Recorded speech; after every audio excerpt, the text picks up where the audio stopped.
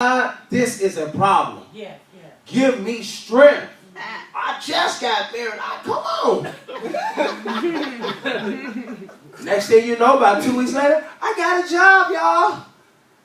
I was a little sad at first, like, oh, my little flirt buddy gone. Yeah.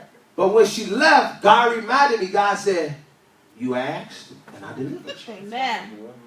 So just like the devil cooked it up, God said, you asked, and I cooked up your deliverance. That's right. Amen. Ooh, I love it. You have not because you what? You ask not. Come on. You see the devil formulate stuff, and you don't even ask for God to make you escape. Father God, I see something going wrong in my finances. Right now, I'm asking you to deliver me, Lord. Yes, God. Because something is going wrong. You have not because you ask not. But y'all, the devil ain't going to leave it alone. So 2-3 years down the line, she was 19. Here come another one.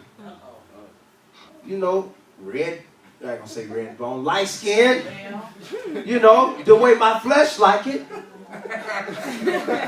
Real estate, you know. But what I said, let me not skip over this part. I said to myself over that 19-year-old girl, I said, she costs too much. And this is why I made a mistake at you all. I said, this is what I said out of my mouth. If I'm going to mess up on my wife, it got to be better than that. I said that. You was cute, but that's all you was. You ain't had no house, no. Because if this go wrong, I need somewhere to live. You ain't got none of that. I mean, let's be honest. You ain't got none of that. I'm just being honest, y'all. And the devil say, oh, you ain't going to do it with her because she don't got nothing. Well, I'm going to cook up somebody that got something. And she came on in there. Real estate on her game. And y'all listen, this woman told me to my face, I know you married. I got a guy. But I like you. I want us to just do us. I ain't trying to tear up your thing. You ain't got... Y'all, I want to show you how far the devil will go to cook it up just the way you like it. See, some people won't cheat out of fear of getting caught. Some people fear their stuff. The devil said, I'm going to eliminate all of that because this how bad I desire your soul. This how bad I desire your testimony. This is how bad I want to hinder you from doing what you're doing now, 8 years later, that you don't even know you're going to be doing. I want to tear your marriage up. But I don't never want you to think that that's what I'm doing. I'm just cooking it up. That's right. And so she came and, you know, some other inappropriate conversations happened. But y'all always had that, wait a minute, this ain't right. Yeah. And I would always tell my wife, that's how I kept myself here. Man, I got to talk. What? Yeah. This, that, and the third going on. And guess what? Through that conversation, that gave me the strength. That's right. And I exited her. One more person, y'all, because he didn't stop. No. Listen, y'all, he didn't stop. The first person was 19, that fresh out of college, ain't had nothing. The second person, real estate agent, and I would say, nah, this person got too many issues. I won't meet. If I'm gonna do that, they're gonna be out of my mouth. Y'all be careful what you say. Y'all be careful of what you're releasing in the atmosphere. I promise you. Watch what you release into the atmosphere. I was literally saying this out loud. No, if I'm gonna do that, look, I need me a Kardashian. I need me something. I'm not gonna lie. I need me something foreign. If I'm gonna mess all the way up. At the gym, getting my muscle gang on. And he saved her till I got the muscles. Like, I ain't gonna bring her now. You ain't got the muscles yet. As soon as you get the muscles, and here she comes. And it was as innocent as this. We would always end up at the water fountain together. And I said, oh, you always at the water fountain, huh? And she said, I'm starting to think you following me. Little laugh, walk off. About 8 o'clock in the morning the next day, I'm going to make sure I'm at the gym by 8. Because I want to see if she's by that water fountain. 8 o'clock. And she comes strolling in. Now, y'all look at the devil. Now, I'm doing my workout, acting like I don't see her out the periphery. Right. I'm waiting for her to come on out. And as soon as she gets to the water fountain, I hop up with my head down like I ain't looking, like I'm on the phone. Oh. Again, we meet at the water fountain. Y'all watch this. Long story short, I'm telling on myself, inappropriate conversation. What's inappropriate? We ain't talking about nothing sexual or whatever. I'm married, so it's inappropriate. No matter what it is. No matter what we talking about, if it ain't talking about God, it's inappropriate. Because I know me. See, y'all can play with you all you want. I know me. Too fine is inappropriate for me back then. You too fine, this conversation is inappropriate. I can't look at you. Guess what? Drive a Range Rover, drive a Maserati, own 2 pharmacies. I'm talking about got money. Y'all listen, what am I saying? The devil will cook it up just the way you like it. Listen, whatever you struggling with, I'm here to tell you the devil will cook it up just the way you like it. But watch this. It's to feed your spirit, it's to feed your flesh now, but it's to rob your spirit man later. Do not fall into the trap of what the enemy's trying to do. Have you ever heard the phrase, be careful of what you ask for? Oh, yeah. Well, in this instance, it's not so much as what he asks for, it's when he asks and who he asks for it. Now. So let's go back to that scripture. In this case, it's not so much that what Jacob asked for, is when he asks and who he asks for it. Now watch this. What did he ask? Esau said to Jacob, please feed me with the same red stew, for I am weary. Therefore, his name was called Edom. So, it wasn't so much of what he asked for. I'm hungry. Give me something to eat. It was when he asked and who he asked. When did he ask? When he was weary. And out of that weariness, there is a sense of desperation, you all.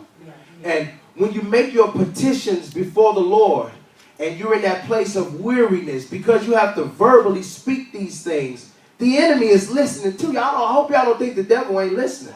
The enemy is listening. And his job is to pervert what you asking for. You asking for this, the enemy say, let me hurry up and get this ready. God finna bless him with this. Let me cook up something so he can think that this God, but it's really me. Be mindful of what you're praying for at the time you're praying for it. You all listen. Listen, the enemy is crafty, you all. He wants to jump in there and make it look like God. And it ain't that you asking wrong. You just have to be mindful of what you ask and when you ask. Now watch this. And then look at who he asked for it from. He asked for it from Jacob, the mild man, the tent dweller, the crocodile hunter. This is who he asked for, because he lived in the tent. Y'all ain't get it. But anyway, this is who he asked for me from. This is the same guy. Watch this. The same guy that was trying to pull his heel when he was in the womb. Who you getting your advice from? Now. Who you asking to deliver you? Who you letting look in your finances? Now. Who you letting give you advice on your marriage? Now. Who you letting tell you how to raise your kids? Who you getting this from? Everybody's intentions ain't the same. Everybody's moral compass ain't the same. Esau asked for nourishment from a person that, although he is familiar, he have ulterior motives. Okay. This is his brother. I came out the womb with you. And although he's familiar, this guy got some ulterior motives. But you better tell yourself right now, I ain't that hungry. Have you ever asked somebody to help you in your time of need, and the first person they think about is themselves? How they can exploit you? You know, I need a place to stay for a little while, Brother Jones. Come on. Now you get in Brother Jones' house, and you became Brother Jones' butler. Right? Brother Jones, I need a place to stay. But Brother Jones then put his need on top of your need. You got to be a butler, boy. Have you ever asked somebody for something? You find yourself giving more to them than what you asked for. Okay. Listen, y'all. People have ulterior motives sometimes. That's why you got to stay in the spirit. That's why you got to work on your spirit of discernment. You may ask for one thing. But man, somebody done drug you a long way down. Wait a minute. All I wanted to do was join. I didn't want all that. I want to come in. I didn't want all that, y'all. You got to watch people's, because it comes from a place of familiarity. Okay. I trust you. And listen, the cunningness and the craftiness of the enemy, he's not going to make it look so blatant, so obvious. It's going to come from those close to you. Who betrayed Jesus? Judas. Walk with him every day. For a bag of nickels? Who denied him? Peter. Yeah. Peter, you saw the miracles. What's up? Peter, wait a minute, Peter. You walked on the water. What you mean you don't know me? Thank you. You walked on the water, didn't you? Right. Sometimes the enemy will try to rise up in the people that's closest to you. Yes, sir. Yes, sir. That's how cunning he is. Listen, that's just how bad he want to get to you. But I want you to tell yourself, I ain't that hungry. But Jacob said, verse 31, sell me your birthright as of this day. And believe it or not, I'm coming to a close. Jacob said, sell me your birthright as of this day. And Esau said, look, I am about to die, so what is this birthright to me? Then Jacob said, swear to me as of this day. So he swore to him and sold his birthright to Jacob. And Jacob gave Esau bread and stew of lentils. Then he ate and drank and arose and went his way. Thus Esau despised his birthright. Esau allowed his flesh to diminish the significance of his destiny. Esau's birthright was his rights and his privileges that he was entitled to because he was the firstborn, and he allowed his flesh to forfeit his future, all because he was hungry. Right. Don't tell me the enemy won't put that appetite for sin on the inside of you. He will make you hungry for sin. Yes, he will. That's the bait of Satan. And then he'll cook up something to feed you with, all to get you to forfeit your destiny. Listen, it wasn't about me cheating on Crystal. Marriages can recover from that. But what kind of adverse effects would it have had on my ministry going forward? Even though God can heal and restore, but y'all know how it is when you, especially when you're a pastor, you get one time to get it right. That's right. That's right. You get one time to get it right. I'm here to tell y'all today, some of y'all got one time to mess up. Because their grace ain't your grace. Right. Listen, when I went out, y'all, it seemed like I had one chance and one chance only. I got a gun pointed at me once, and that was it. Amen. You ain't going to point another one. That's right. What time did it happen? It was after one. I've never been out after one since. Where was you at? I was down on the low end. I ain't been on the low end since. Thank you. I'm smart enough to know I don't got the same chances that everybody else got. Y'all, some of y'all don't have the same chances that everybody else got. Some of them, y'all listen, y'all know there's people that get killed at 13, 14, 19, 21. Everybody ain't crazy when they on the news talking about, no, not my son, he wasn't into that. Sometimes they really wasn't. But everybody else's grace ain't your grace. And the enemy will cook up something to snuff you out of here.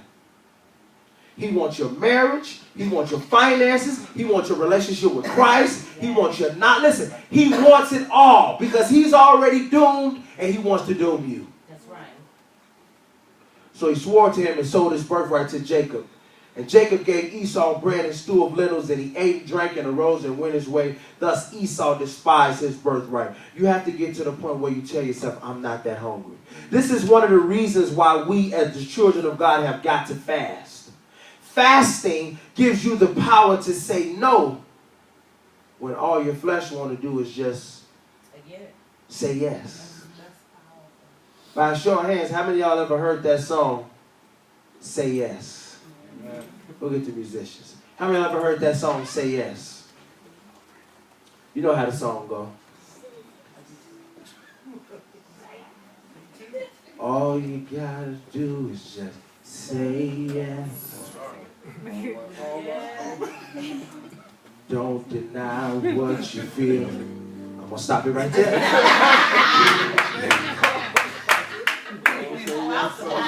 I'm gonna say that again. Y'all heard that song? All you gotta do is just say yes. Don't deny what you feel. We're gonna stop it right there. Sometimes you gotta do the exact opposite of what you feel and just say no. Because if your feelings are not checked, it will cause you to forfeit your future.